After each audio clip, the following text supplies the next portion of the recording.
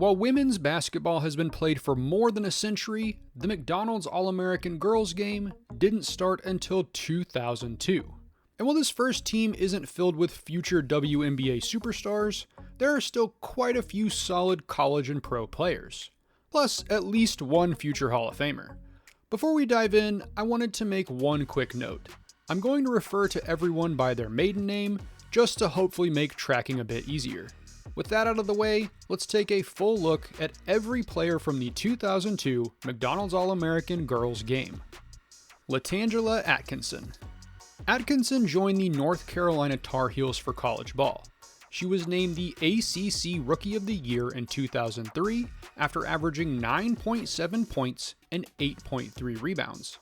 That was essentially her stat line throughout her entire college stay, posting career averages of 9.2 points and 7.8 boards.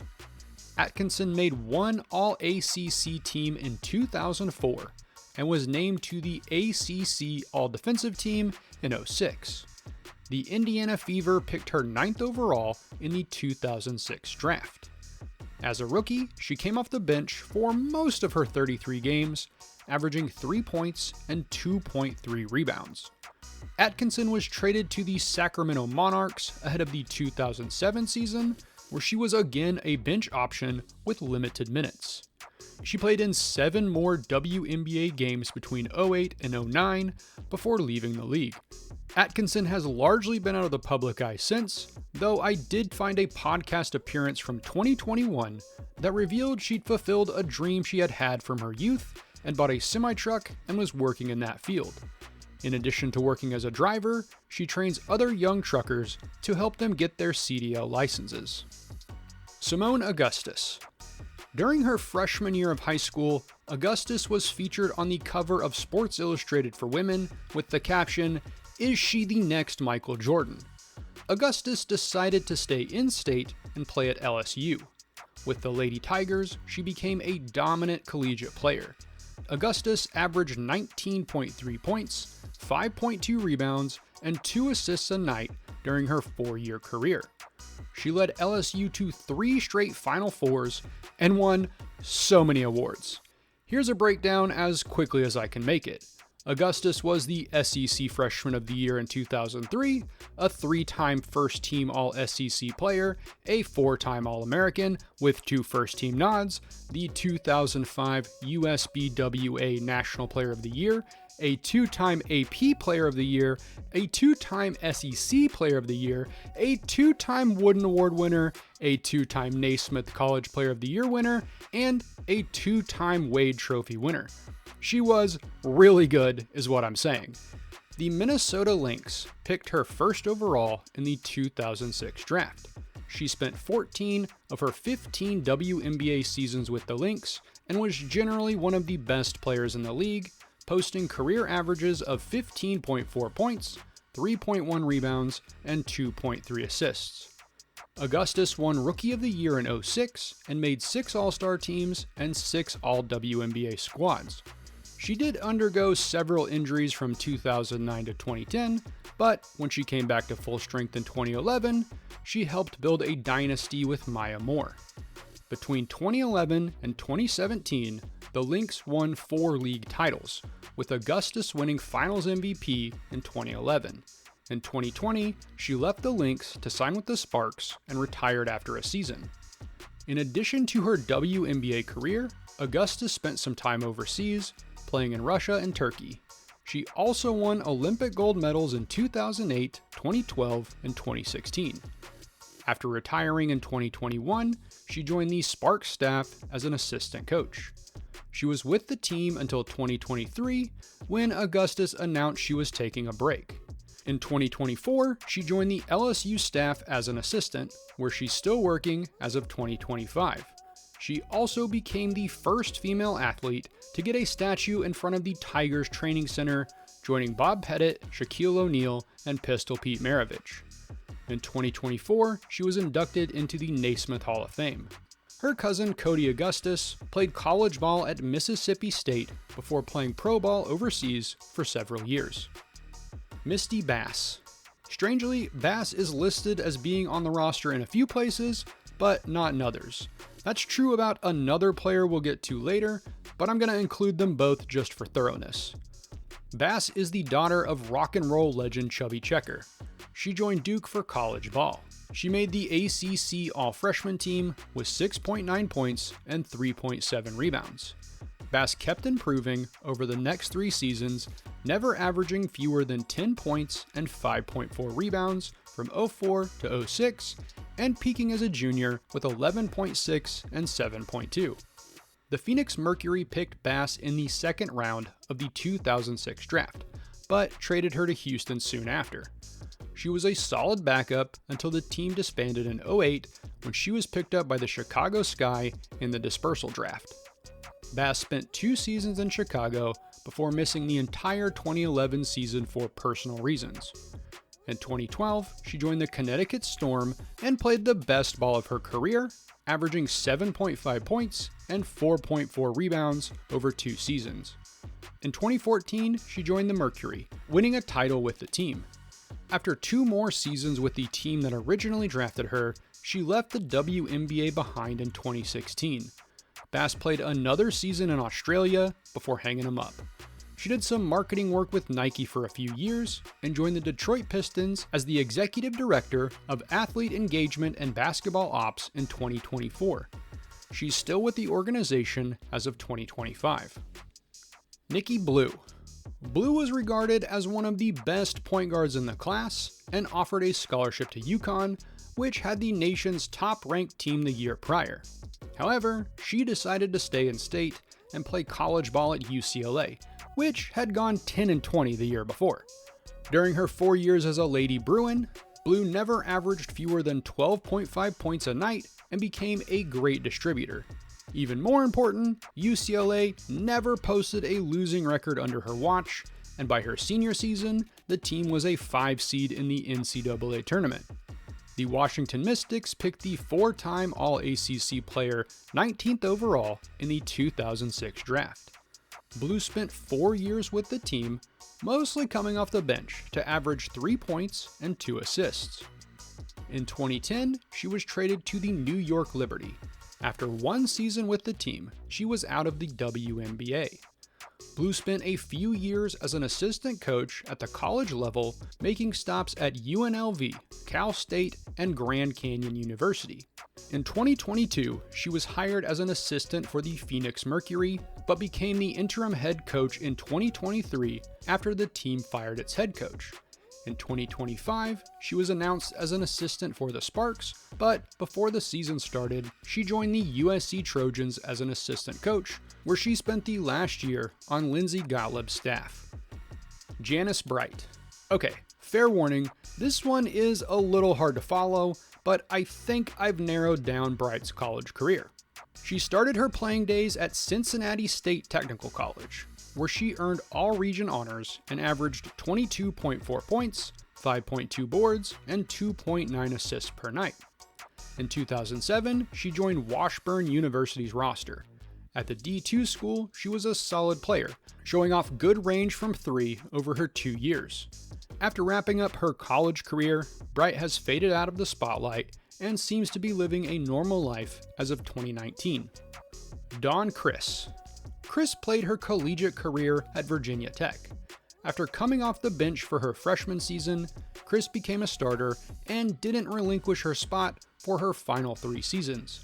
She was a perennial double-digit scorer, adding more than 4 rebounds, 2 assists, and nearly 2 steals a night for her career. Criss spent a few years playing overseas, most notably in France, before moving into a career in healthcare. She earned her master's in 2016 and is still working in healthcare as of 2025. Willnett Crockett. Crockett joined UConn for college. She helped the Lady Huskies win back-to-back titles in 03 and 04, playing around 14 minutes a night and averaging about 5 points. She continued to play a similar role in 05 and 06 before graduating. Crockett spent a few years playing overseas and in the WNBA before joining Temple University as an assistant coach.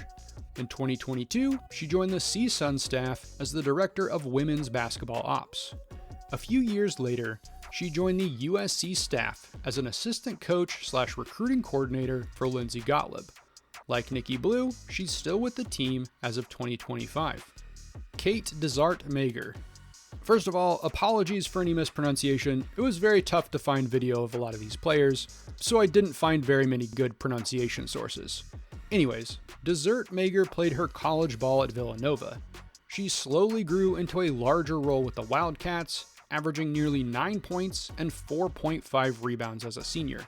It doesn't look like she played professionally and left the game behind to lead a normal life. She's largely been out of the spotlight since, though she was inducted into her high school's Hall of Fame in 2022.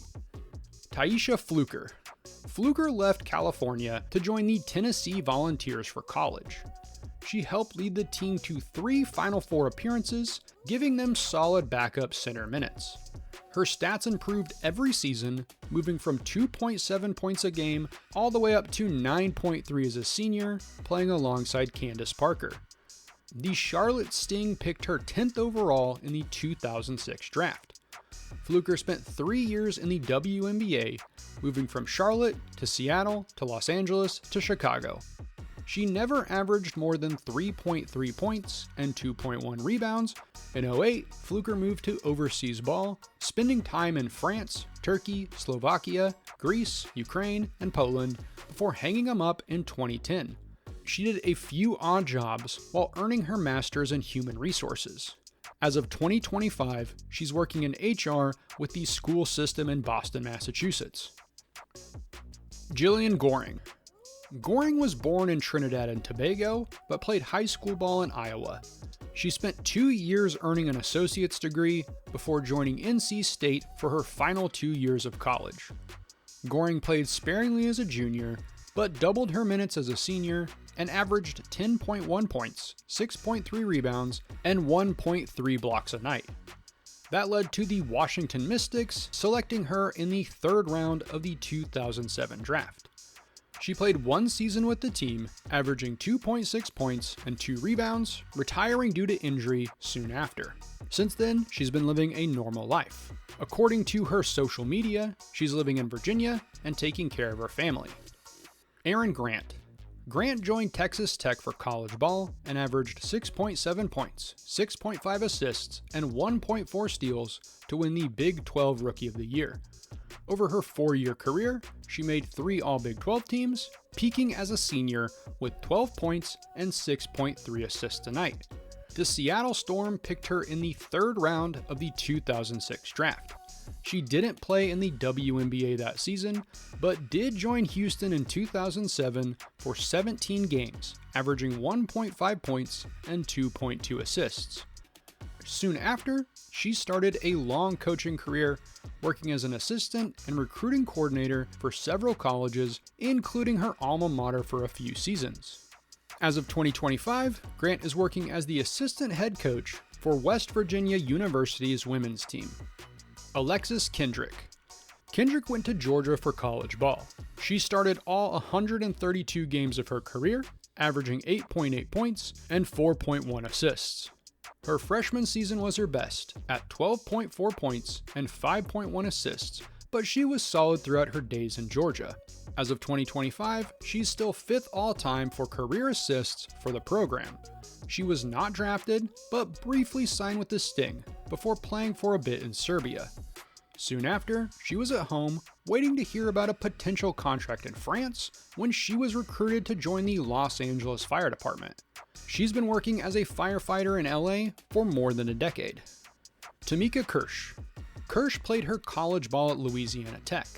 The forward grew into a solid starter by her sophomore season, but never had a breakout campaign. During her 4-year career, Kursh averaged 5.4 points and 5.1 rebounds. She got married and moved to the Dallas area, where she was teaching PE and coaching at the middle school level as of 2019. Her daughter also seems to be a solid ball player, but she's in the class of 2032, so it'll be a few years before we know for sure. Courtney LaVere. LaVere played college ball at Notre Dame. As a freshman, she averaged 12.4 points and 5.6 rebounds to make the Big East's all-freshman team.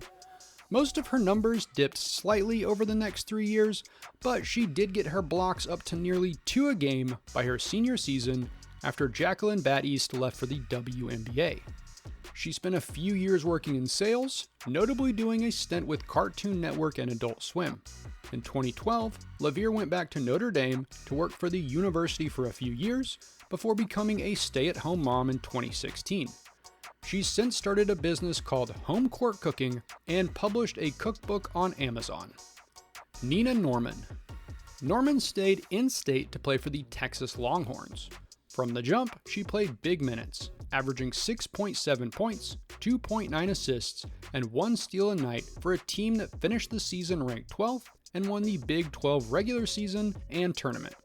Norman continued to play well through her next 3 years, peaking in 06 with 11.1 points, 2.8 assists, and 1.4 steals to make the All-Big 12 team. Unfortunately, that was also the only year of her career that Texas ended the season unranked, but still. Norman spent a few years playing overseas before tearing her ACL and spent some time working odd jobs until getting into teaching at the middle school level. She worked in that field through 2018 when she joined the NBA's referee program. Soon after, she took a job working as an analyst for a real estate company based in New York City, where she's still working as of 2025. Lindsay Richards. Both of Richards' parents played basketball at Pitt. As of 2018, her dad Tom was 11th all-time in points scored for the university. However, Lindsay played her college ball at Iowa. Unfortunately, she was only able to suit up for 37 games across 2 seasons before injuries derailed her playing career. After graduating, she did some work in PR before joining Duquesne's staff as an assistant coach in 2010. In 2013, she joined the Pitt staff as an assistant, working there for 5 years before moving into a sales career. She's still working in sales in Chicago as of 2025. Brooke Smith. Smith started her college career at Duke. During her lone season, she averaged 3.5 points and 2.6 rebounds while playing fewer than 10 minutes a night. She decided to transfer to Stanford. After sitting out a year, Smith exploded onto the Pac-10 scene, averaging 13.3 points, 5.5 boards, and 1.3 blocks to make the All-Pac-10 team with her patented hook shot. She continued to put up similar stats over the next few years, helping lead Stanford to top rankings in all 3 seasons. The Lynx picked her in the second round of the 2007 draft, but she never played for the team. Instead, Smith spent a year playing in Italy before joining the Phoenix Mercury. She played there for 3 seasons, mostly as a backup, but did win a WNBA title in 2009. Smith spent a few more seasons playing in Italy before hanging them up. After that, she went back to Stanford to earn a physician's assistant degree. She's still working in that field as of 2025. Johanna Solverson. Solverson joined Richards at Iowa. Over her first 3 years, she slowly grew into a double-digit scorer. 2 ACL injuries caused her to miss the next few seasons, but she came back in 2008 to lead the Hawkeyes to a tie for the Big Ten regular season crown. She was also named to the All-Big Ten team that season.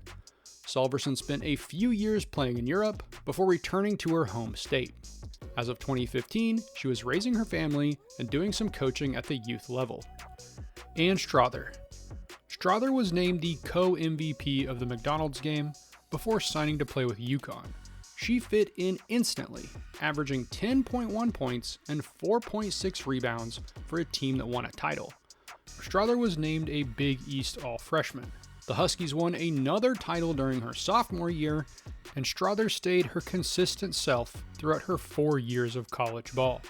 She averaged 11.9 points and 4.3 rebounds across her career, making 4 All-Big East teams and 2 All-Big East tourney teams. She became the second player after Diana Taurasi to total more than 1,600 points, 600 rebounds, 400 assists, 100 steals, and 100 blocks over her career. The Houston Comets picked her in the second round of the 2006 draft, but she was quickly traded to Phoenix. Unfortunately, injuries hindered her development, and Strother played in just 41 games across 3 seasons and 3 teams, averaging 2 points a night. As of 2025, she's coaching at the high school level and was working as a nurse practitioner. Kasha Terry. Terry was born in Nuremberg, but moved to Georgia by the time she was playing high school ball. She signed with Georgia Tech for college and spent 4 years playing solid minutes for the Yellow Jackets. Terry never became an offensive star, but she did average 2 blocks a night, peaking at 2.5 during her sophomore and junior seasons. However, an injury in 2005 limited her to just 12 games. Thankfully, she came back strong as a senior to finish out her career. The Indiana Fever picked her in the second round of the 2006 draft.